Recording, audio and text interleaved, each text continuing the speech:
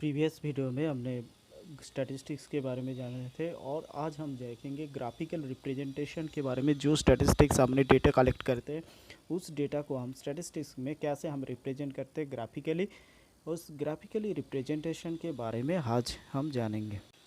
Graphically representation is method to show and represent values increase decreases comparison. Graphical representation to make prediction or show a report of how certain situation was yesterday and how it is today. It is the visual display of data through charts and graph. तो जो हम data collect करते हैं उस data को graphically represent करना ही graphical representation का काम है। नाउ इसके हम टाइप्स के बारे में जानेंगे। तो जो टाइप्स, फर्स्ट जो इम्पोर्टेंट है histogram. Histogram is a non cumulative frequency graph. इन हिस्टोग्राम में हम जानेंगे histogram is the most common form of diagrammatic representation of a grouped frequency distribution. तो इस यहाँ पे जो एग्जाम्पल दिया गया है, एक क्लास में एक एग्ज़ाम हुआ। इस एग्ज़ाम में 20 और 24 के बीच में मार्क्स मिला है दो स्टूडेंट को। 25 और 29 के बीच में मार्क्स मिले हैं दो स्टूडेंट को। 30 और 35 के बीच में मार्क्स मिले हैं 5 स्टूडेंट को। 35 और 39 के बीच में मार्क्स मिले हैं 10 स्टूडेंट्स को। और 40 से 40 के बीच में मार्क्स मिले हैं 6 स्टूडेंट्स को। 45 से 49 मार्क्स मिले हैं 2 स्टूडेंट्स को। और 50 से 54 मार्क्स मिले हैं 3 स्टूडेंट्स। यहाँ पे जो डेटा दिया गया है, फर्स्ट देखना है इसमें जो इंटरवल में है, इंटरवल कंटिन्यूस है कि डिस्क्रीट। यहाँ पे देखिए 20 से 24 और उसके बाद नेक्स्ट इंटरवल दिया गया है 24 से 25। दैट्स मीन्स यहाँ पे जो इंटरवल दिया गया है डिस्क्रीट इंटरवल, क्योंकि 24 और 25 के बीच में एक गैप है, 1 की गैप है। तो हमें एक पहले डिस्क्रीट से हमें कंटिन्यूस इंटरवल में ट्रांसफ़र करना है। जो डिस्क्रीट इंटरवल है, डिस्क्रीट इंटरवल से कंटिन्यूस इंटरवल में ट्रांसफ़र करना है। तो कंटिन्यूस इंटरवल की ट्रांसफ़र करने के लिए क्या करना पड़ेगा, हमें 0.5 मार्क्स हटाना पड़ेगा लेफ़्ट साइड से और 0.5 मार्क्स ऐड करेंगे राइट साइड में। तो नए जो इंटरवल बने हैं, नए इंटरवल 19.5, 24.5 और नेक्स्ट उसका सेकेंड इंटरवल हुआ 24.5, उसका 0.5 हटा दिया और 29.5 ऐड कर दिया। लेफ्ट साइड में 0.5 सब्सट्रैक्ट करेंगे, राइट साइड में 0.5 ऐड करेंगे। ऐसे करके सारे इंटरवल को लिखेंगे।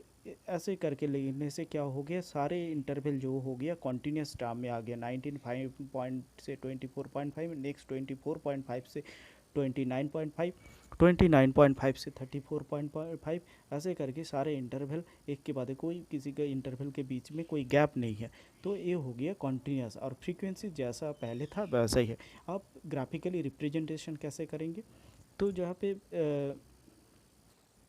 तो हमने ग्राफिकली जो रिप्रेजेंटेशन में एक्स एक्सिस और वाई एक्सिस, एक्स एक्सिस बराबर जो इंटरवल हमने ले लिया और वाई एक्सिस बराबर जो फ्रीक्वेंसी, जो स्टूडेंट की जो फ्रीक्वेंसी है उसको ले लिया।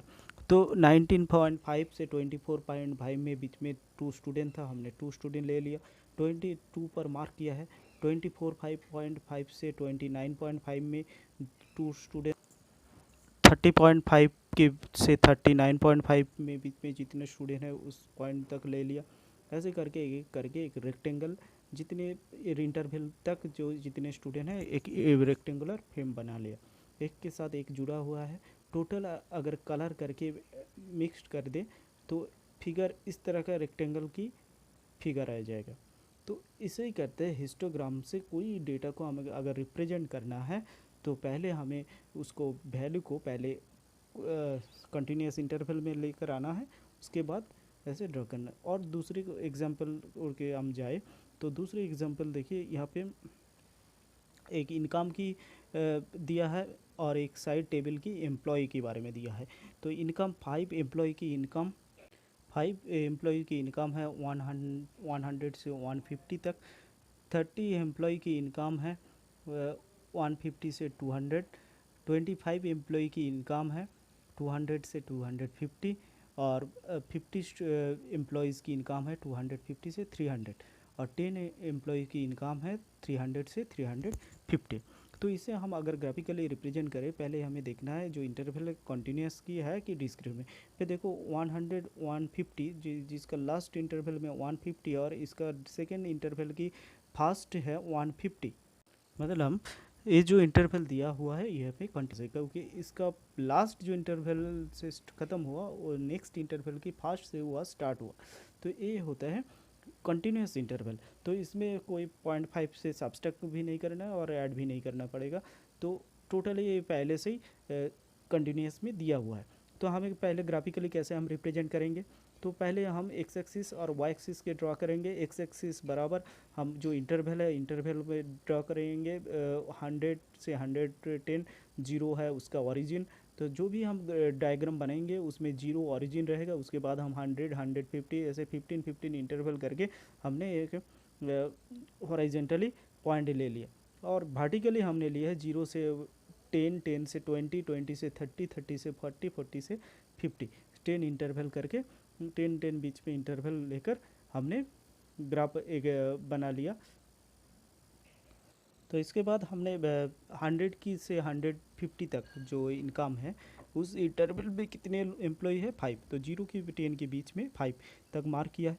150 से 200 तक 30 पे है, तो 30 तक इसमें मार्क किया है। तो ये करके रेक्टेंगल जोड़ दिया, ऐसे करके जो एक एक इंटरवल ले लिया, एक एक इंटरवल की जो एम्प्लॉय है उसका मार्क किया पॉइंट उतने तक, उसके बाद हम रेक्टेंगल कनेक्ट कर दिया। ऐसे करके आपने जो टोटल 4 5 6 इंटरवल है, 1 2 3 4 5 इंटरवल है, टोटल 5 इंटरवल हमने ले लिए जोड़कर एक हिस्टोग्राम की। तो इस ग्राफिकली रिप्रेजेंटेशन कहते हैं हिस्टोग्राम में, जहाँ पे जो डेटा हम लेते हैं उस डेटा को रेक्टेंगली फॉर्म में हम रिप्रेजेंट करते हैं। नेक्स्ट आते हैं बार चार्ट। तो बार चार्ट क्या होता है, a bar chart is a bar graph is always represent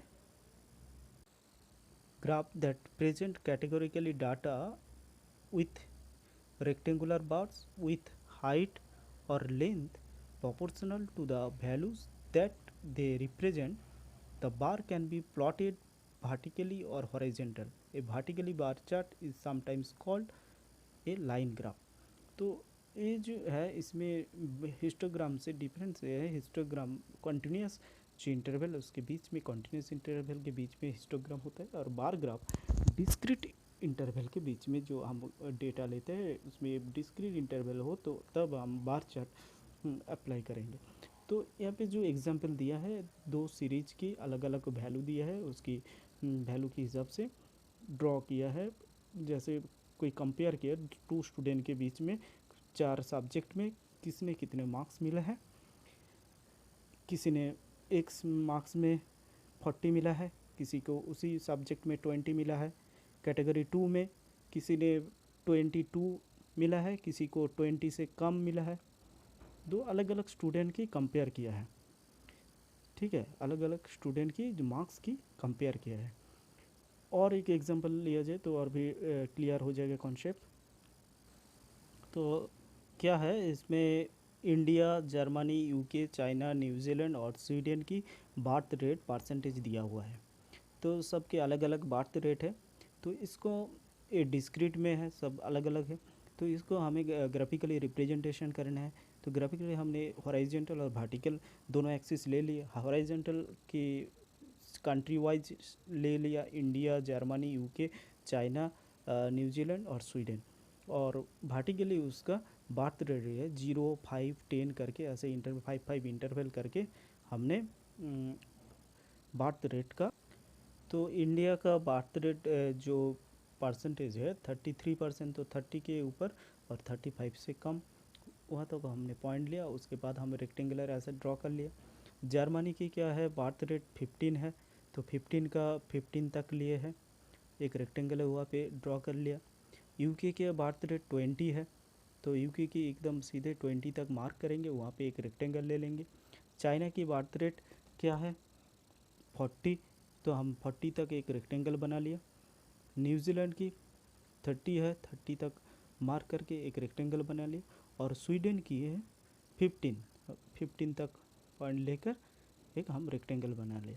तो हॉरिजॉन्टल में कंट्री ले लिया और वर्टिकली हमने बर्थ रेट की परसेंटेज ले लिया। ऐसे करके हम बार डायग्राम रिप्रेजेंट कर सकते हैं। ठीक है।